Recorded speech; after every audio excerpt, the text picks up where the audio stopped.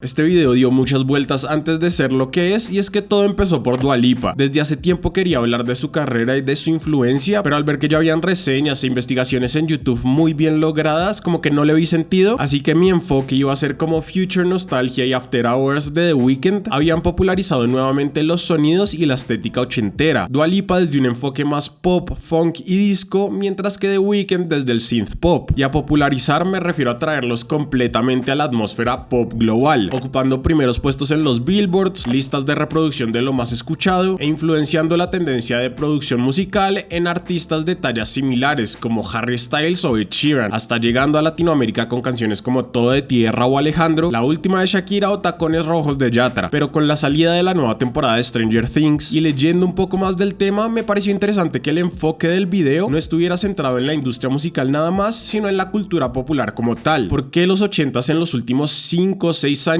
han influenciado tanto las tendencias actuales? Desde la moda, pasando por las series, las películas y llegando a la música, ¿hay un atractivo particular por esa década? ¿Es simplemente una cuestión de que todo es cíclico o hay algo más de fondo? Vamos a explorar eso un poco. Lo primero que me parece importante mencionar es que sí, efectivamente se dice que las modas son cíclicas. La teoría es que sucede en términos de 30 años, es decir que siempre van a volver elementos de 30 años atrás. Algunos dicen que 20, otros 40, pero me parece más lógico 30, ya les diré por qué. Según esta teoría ya deberíamos estar entrando a retomar influencias de los 90s, lo cual tiene sentido porque hemos visto volver algunas prendas y accesorios característicos de los 90s, así como géneros musicales que se crecieron en esa época como el pop punk. Esto tiene una razón de fondo. Cuando estamos llegando a los 30s, se supone que nuestro poder adquisitivo aumenta porque tenemos una vida laboral más estable, en teoría, así como crece la nostalgia por la infancia o por la juventud. Entonces lo que suele pasar es que como tenemos el dinero, compramos objetos o consumimos entretenimiento que nos recuerda a esa infancia, que nos lleva de vuelta a esa época bonita, marcando así una tendencia que se va volviendo popular entre las personas más jóvenes. El mundo de los sneakers es un gran ejemplo de esto. Probablemente los niños que vivieron en los 80s, 90s no se podían comprar unas Jordan 1 o unos Air Force One, pero ahora que están pasando los 30s se pueden dar ese tipo de lujos, y en este momento los sneakers retro basket son muy populares. Siguiendo, durante los 80s se dio un progreso tecnológico bastante particular, y es que si bien ya se habían inventado muchos de los componentes tecnológicos que venían a revolucionar el mundo, como la computación, los videojuegos, los reproductores de música, la síntesis y los sintetizadores, estos se hicieron más comerciables y accesibles al público en esa época, se abarataron costos y tenían una interfaz con menor curva de aprendizaje. Por ejemplo, los computadores personales empezaron a tener una interfaz gráfica y más amigable, o los sintetizadores eran más compactos y más fáciles de usar. Los computadores se empiezan a vender como una herramienta básica del hogar, aparece el Nintendo, así como los primeros juegos de Super Mario Bros. Se lanza al mercado el Walkman, que cambiaría la manera en cómo se consume música, volviendo la experiencia aún más personal, dándole a las personas una banda sonora mientras caminaban, estaban en la escuela y demás, e incentiva la creciente moda de crear mixtapes, las primeras listas de reproducción personalizadas, por decirlo así, en donde las personas a sus amigos o ligues les daban un cassette que contenían esas canciones que ellos recomendaban, que les dedicaban o que simplemente querían que escucharan. El concepto de crear playlists propias se podría pensar que nació de acá. Luego tenemos la síntesis y toda la música que se empezó a crear a partir de sintetizadores, esos sonidos característicos que ahora escuchamos en la mayoría de canciones populares.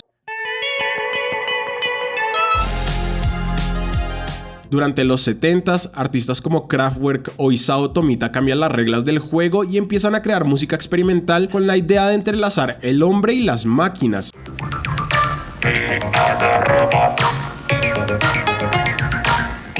Es más, esta vestimenta de Kraftwerk se les hace conocida y, como suele suceder, ciertos músicos recogen esas influencias sonoras, las adaptan y las trasladan a otros contextos. Así llegan productores como Giorgio Moroder, que adopta sus elementos sintéticos pero en el mundo pop, creando temas icónicos como este de Donna Summer, que sale a finales de los 70s e influencia la música disco y la producción musical de toda la época ochentera.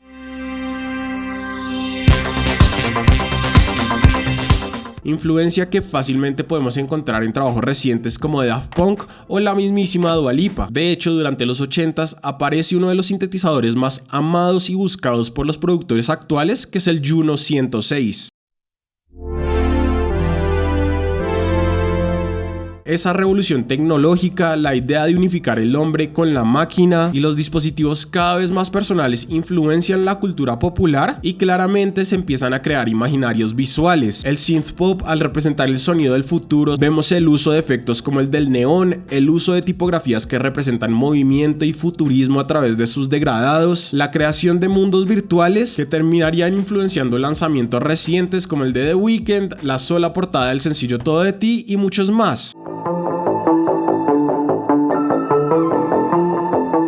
Por otra parte, a principios de los 80s nace MTV, dando paso a la creación y difusión de videos musicales como parte principal de la estrategia de los artistas para popularizarse. De este modo, los músicos y subgéneros populares encuentran un medio para compartir su estética, su visión artística más amplia en una experiencia audiovisual y su marca artística al final del día. Encontramos videos icónicos como Like a Virgin o Girls Just Wanna Have Fun Day Con Me de A-ha, Beat It de Michael Jackson, y cada uno de estos videos tenía el potencial de impulsar una nueva tendencia en el fashion y en el mundo del entretenimiento en el momento. Así, el imaginario alrededor de los artistas era cada vez más amplio y la industria empezó a sacar provecho de eso, se convirtieron en referentes. Los íconos y las íconos pop eran el foco de los portales de entretenimiento, había memorabilia por todas partes, eran figuras que, como lo acabo de decir, marcaban tendencia. Si yo pienso en Michael Jackson ahorita, probablemente estoy pensando como en un atuendo que él tenía en un video o algo así, y si bien otros artistas en el pasado habían logrado un impacto similar, como lo pueden ser los Beatles con su Beatlemania, durante los 80s es donde realmente se explotó esa iconicidad de los artistas pop al máximo. Puro capitalismo en la música, de verlos como unos dioses creativos del Olimpo. Músicos como Madonna, Michael Jackson, Prince, Freddie Mercury tenían una magia alrededor que no se había visto antes. Esto sumado a los conciertos de estadio que cada vez eran más populares. Pero entonces, ¿qué sucede cuando figuras musicales empiezan a marcar tendencia? Pues se crean movimientos que comparten estilos estéticos y culturales. Se vio con lo hippie durante los 60s, los punks en los 70s y durante los 80s sucede algo similar, pero según lo que pude leer había una mayor diversidad entre esas tribus urbanas. Bandas como The Cure, después de experimentar con el post-punk, popularizan el estilo gótico, el thrash metal llega al mainstream, luego aparece el glam metal en contraposición al thrash y sintetiza la extravagancia del pop, de la estética femenina de la época con el metal, el nicho indie es cada vez más fuerte y así aparece la onda de rock alternativo con bandas como The Smiths, y la cultura hip hop en Estados Unidos rompería todo. Cada artista, aparte de su música, impregnando valores estéticos en la cultura de la época. Teníamos los thrashers, los rappers, la onda glam, el pop, el new wave, los góticos, la escena indie rock alternativa, entre otros. Muchas referencias de donde coger. Además, en términos de cine y televisión, se popularizan dos formatos o géneros que hoy son pan de cada día. Tenemos las sitcoms gringas, en donde narran de forma humorística la típica vida de una familia clase media estadounidense como Alf, Family Ties o Los Años Maravillosos, nuevamente influenciando la cultura popular del momento, y encontramos películas muy populares enfocadas en adolescentes, en la vida adolescente. Está Ferris Bueller's Day Off, The Breakfast Club, Stand By Me, teniendo así registro de cómo la juventud se vestía, qué música escuchaba, quiénes eran los cool de la clase, etcétera, etcétera. Por lo menos según las grandes producciones anglo, la mayoría gringas, que llegarían al resto del mundo y que se utilizarían como inspiración después. Si se dan cuenta, la moda actual de los 80s está más que todo enfocada en lo gringo. Y finalmente, nuestra noción de este tipo de tendencias o cualquier tipo de moda determinada por un periodo de tiempo está sesgada y romantizada gracias al entretenimiento que consumimos y que quedó de esa época. Yo no viví en los 80s, pero como persona del común que nació después, lo que me cala y me llega de esa época es su parte más producida. Son los videos de los artistas ochenteros, el legado de Madonna y Prince, las referencias de series como Stranger Things, más que las vivencias reales. A través de la moda ochentera yo no estoy sintiendo las tensiones que habían en mi país durante esa época o situaciones más convencionales como lo costoso que era tener una videocámara y sacar los videos tipo VHS, porque ahorita tenemos todos los filtros de Instagram o de lo que sea que imitan eso. Es como cuando se hacen famosos esos videos en redes de gente bailando en los 40s.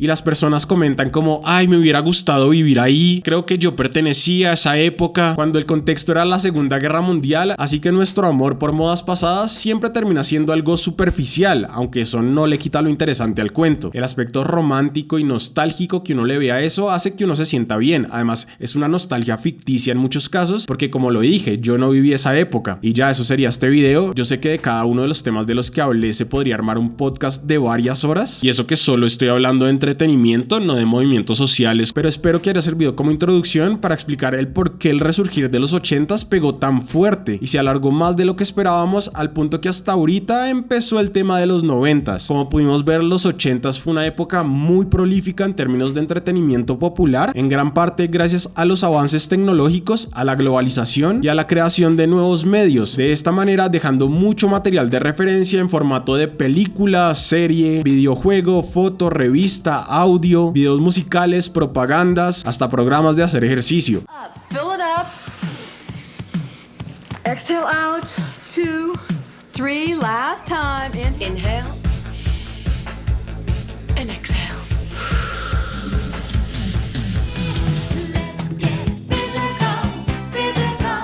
Pero cuéntenme ustedes qué piensan, creen o no que la moda es cíclica, qué elementos ven que recogerían las personas en 30 años de esta época. ¿Será que TikTok se va a volver algo vintage? ¿El iPhone para ellos va a ser lo que es el Walkman para nosotros ahora? ¿Avengers será considerada una película retro? ¿Cambiará el concepto de retrofuturismo? Y también quisiera saber, ¿a ustedes les gustó el revival de los 80s? Dejen cualquier cosa en los comentarios y nos vemos la próxima. Chao.